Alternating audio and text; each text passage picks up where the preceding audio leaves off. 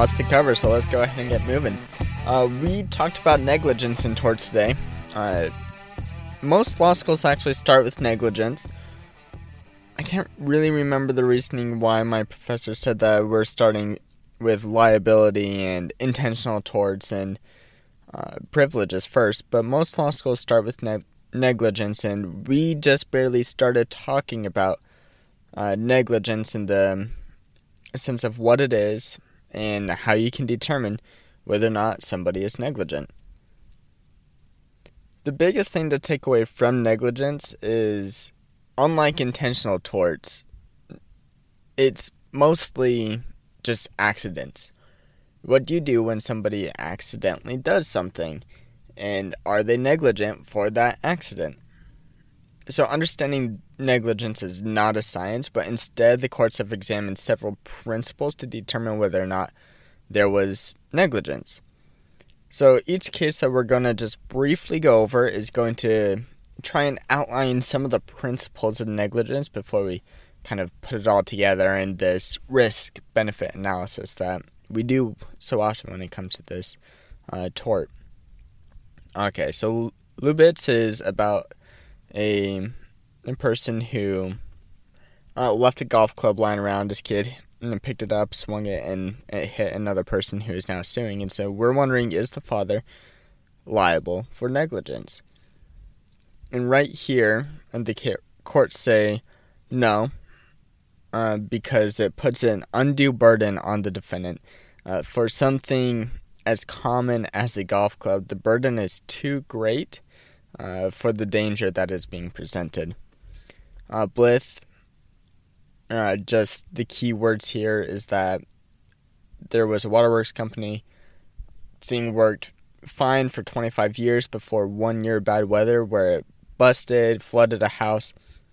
The big principle to take away from this is the probable foreseeability. How foreseeable is this weather occurring? Okay, Pfeiffer v. Parcel. Here, the defendant had yanked the steering wheel of the other defendant, which, first of all, caused a little bit of fear, but they laughed it off, and then they did it again, and it caused an accident. And so now we're focusing on the danger or the gravity of harm from this. So even if it's not foreseeable that someone might grab the steering wheel again, given the dangerous circumstances, considering how they were driving quickly, they need to put in this weight of danger. Okay, so far, we've talked about the burden, we've talked about foreseeability, we've talked about danger. Chicago B and QR Co.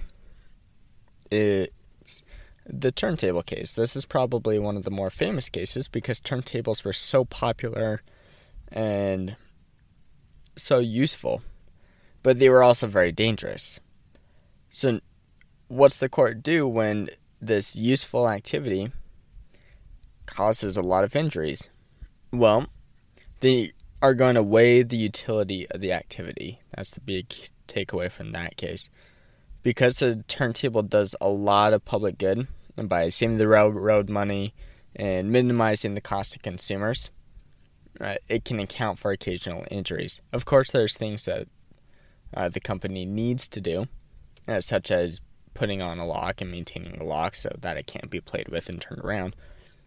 But even highly dangerous things, because they have a high utility, can outweigh the potential damages. In Davison, a person drove off the road, hit the guardrails. Guardrails were not the best, and he crashed down into the ditch below. But this is another thing where we're examining the public utility. So even though some things are very beneficial for the public, the cost of maintaining it is so high that it doesn't make any sense to actually do those things. So when the burden is so high, there can be room for omission of maintenance without being found liable.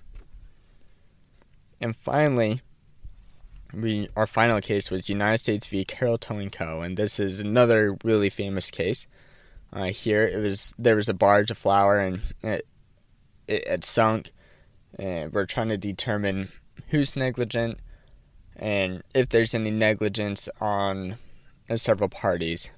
And the biggest takeaway from this is that we're given the calculus of negligence, and I'm not a very math-minded person, but here's how the formula goes.